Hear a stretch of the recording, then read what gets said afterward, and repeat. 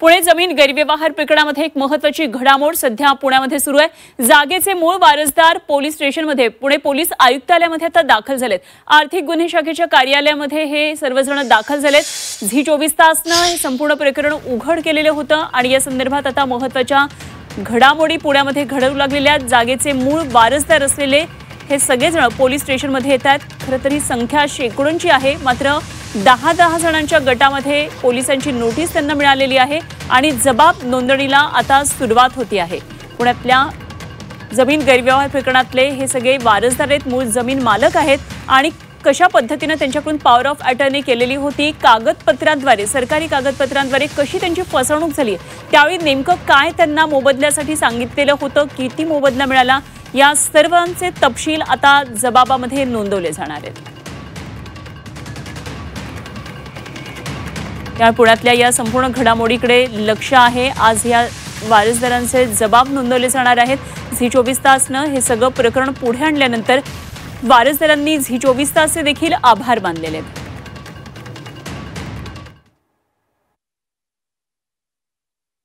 आज आम्ही ह्या संदर्भात जबाब देतोय आणि जबाब देत असताना आम्ही संपूर्णपणे लेखी जबाब दिले। आम्ही तोंडी जबाब कुठलाही देणार नाही, कारण याच्यामध्ये काल जो शीतल तेजवानीचा जबाब झाला तो आम्हाला माहिती नाही आहे, पण आम्ही जो आता शेतकऱ्यांतर्फे मूळ वतनदारांतर्फे जबाब देतोय तो आम्ही पूर्णपणे लेखी स्वरूपात दिलेला आहे। ज्या प्रकारे आमची फसवणूक झाली ते आम्ही त्या ठिकाणी उघड करणार आहे। कशा प्रकारे आमची फसवणूक झाली, कशा प्रकारे आमचा अशिक्षितपणाचा अडाणीपणाचा त्या ठिकाणी फायदा घेण्यात आला, हे आम्ही त्या ठिकाणी आता देणारच आहे जबाब। आमच्या जे पूर्वज होते किंवा आम्ही पण त्यावेळेस लहान होतो, तर अशिक्षित अडाणीपणाचा जो फायदा होता तो त्यावेळेस त्यांनी घेतलेला आहे आणि ते आमच्याकडनं कुलमुक्त्यारपत्र करून घेतलेलं आहे। पण ते कुलमुक्त्यारपत्र ह्यासाठी केलं होतं की जी शासन दरबारी जी जमीन आमची जमा केली होती, शासनाने जी खालसा केली होती, ती जमीन सोडवून ती आमच्याकडनं तो पूर्ण व्यवहार करणार होते, तर तो व्यवहार काय पूर्ण झाला नाही, ती जमीन काही सोडवण्यात आली नाही आणि हा मध्ये हा चुकीचा व्यवहार त्यांनी करून ठेवलेला आहे।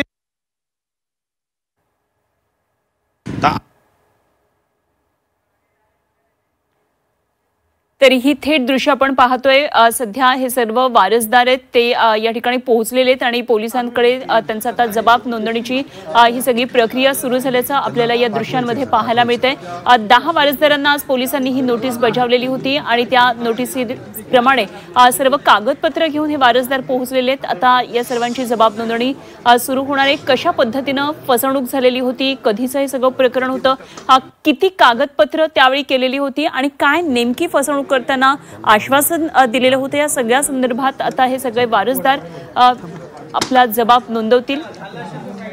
झी 24 तासनं हा सगळा जमीन गैरव्यवहार प्रकरण पुढे आणलेलं होतं आणि गेल्या 15 दिवसांपासून या संदर्भातली प्रत्येक अपडेट घडामोड झी 24 तासवर आपण पाहतोय। काल शीतल तेजवानी पुणे पोलीस आयुक्तालयामध्ये आलेली होती आणि ती ही सगळ्यात महत्त्वाची बातमी आणि घडामोड झी 24 तासनं प्रेक्षकांनी पाहिलेली होती। पहिल्यांदा ती शीतल तेजवानी अशा प्रकारे कॅमेऱ्यामध्ये चित्रित झाली होती। खरं तर परदेशात जाण्याचा गेली असल्याचा बहाणा करण्यात आलेला होता, मात्र मधल्या काळामध्ये शीतल तेजवानी नेमकी कुठे होते असे अनेक प्रश्न झी 24 तासनं उपस्थित केले होते। या संपूर्ण प्रकरणामध्ये कुठेतरी सरकारी दिरंगाई सुद्धा दिसून येत होती, प्रशासकीय दिरंगाई दिसत होती। 15 दिवसानंतर पोलीस आता ऍक्शन मोडमध्ये दिसत। कालपासून या संपूर्ण प्रकरणामध्ये पोलीस चौकशीला सुरुवात झालेली आहे।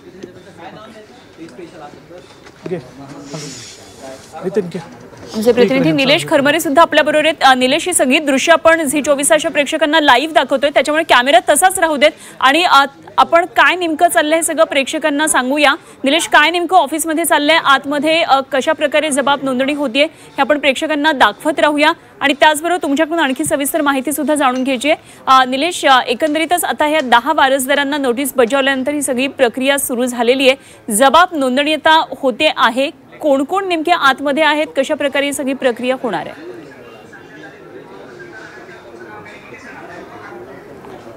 अनुपमा, खरं तर या ठिकाणी जर बघितलं तर जे वतनदार आहेत, जे ज्येष्ठ नागरिक आहेत, ज्यांना या गोष्टीतलं माहीत आहे, ते सगळेजण आहेत ना या ठिकाणी आपल्या कागदपत्रासह या ठिकाणी दाखल झालेले आहेत आणि या ठिकाणी आपण पाहतोय की पूर्ण जो त्यांचा सातबारा आहे किंवा जी वतनावर आहेत ती या ठिकाणी आपल्याला पाहायला मिळतात आणि हे सगळं असे दाखल झालेले आहेत आणि आर्थिक गुन्हे शाखेचे जे वरिष्ठ अधिकारी जे आहेत ते या ठिकाणी आलेले आपल्याला पाहायला मिळतात आणि त्यांची या ठिकाणी आता स्टेट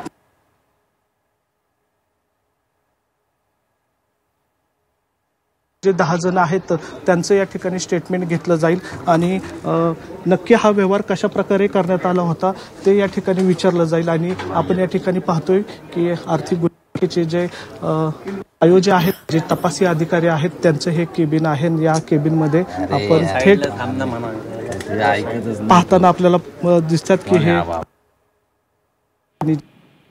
आहेत त्यांना जे नोटीस बजावण्यात आली होती ते या ठिकाणी बसलेले आहेत आणि एक एक करून त्यांची जे कागदपत्र आहेत किंवा त्यांची जी जागा आहे आणि त्याचबरोबर शीतल तेजवानीसोबत जे ॲग्रीमेंट झालं होतं किंवा जे कुलमुख्तियार पत्र देण्यात आलं होतं ते कशा पद्धतीने झालं होतं त्याची एक एक बाजू या ठिकाणी आता आर्थिक गुन्हे शाखेचे जे अधिकारी आहेत ते तपासताना आपल्याला पाहायला मिळत आहेत. या अर्थात या ठिकाणी प्रत्येकाची बाजू ते ऐकून घेणार आहेत आणि प्रत्येकासोबत कसा व्यवहार झाला होता ते सुद्धा या ठिकाणी ते समजून घेणार आहेत.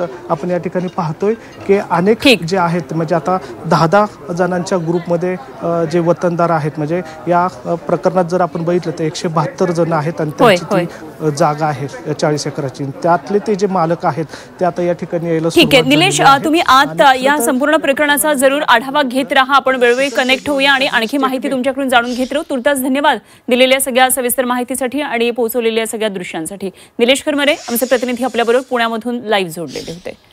तर झी24 तासनं उघडकीला आणलेलं पुणे जमीन गैरव्यवहार प्रकरणामध्ये एक महत्त्वाची घडामोड. दस्त नोंदणीमध्ये अनियमितता चौकशी अहवालामध्ये आता हे स्पष्ट झालेलं आहे आणि दस्त नोंदणीवेळी जुना बंद सातबारा उतार्याचा वापर होत होता. ई फेरफार टाळण्यात आल्याचा देखील ठपका ठेवण्यात आलाय आणि मालमत्ता स्थावर असताना देखील ती जंगम असल्याचं दाखवलेलं होतं. अशा प्रकारे ही सगळी अनियमितता करण्यात आलेली होती. ही बाब आता अहवालातून स्पष्ट झालेली आहे. मोठे समितीचा हा अहवाल आलेला आहे. नेमकं या अहवालामध्ये काय काय बाबी स्पष्ट करण्यात आलेल्या आहेत, कुठे नेमकं सगळं चुकत होतं, अहवालामध्ये काय नमूद केलेलं एकदा आपण पाहूया. ते राजेंद्र मुठे समितीचा हा अहवाल आल्यानंतर अनेक महत्त्वाच्या बाबी यामध्ये दस्त नोंदणी संदर्भात पुढे आलेल्या आहेत. यात दस्त नोंदणीवेळी ऑनलाईन सातबारा पाहिला नाही, बंद झालेला जुना सातबारा उतारा हा दस्ताला जोडला गेलेला होता. अत्यंत गंभीर बाब ही पुढे येते. नियम डावलून मुद्रांक शुल्क माफीचा हा निर्णय घेतलेला होता. उद्योग संचालनालयाचं पात्रता प्रमाणपत्र सुद्धा नव्हतं. कित्येक तरी महत्त्वाच्या बातम्या खरं तर यामध्ये स्थावर मालमत्तेचा जंगम मालमत्ता असा उल्लेख केला गेलेला होता. दस्त ऑफलाईन करून तो म्युटेशनसाठी पाठवलेला होता.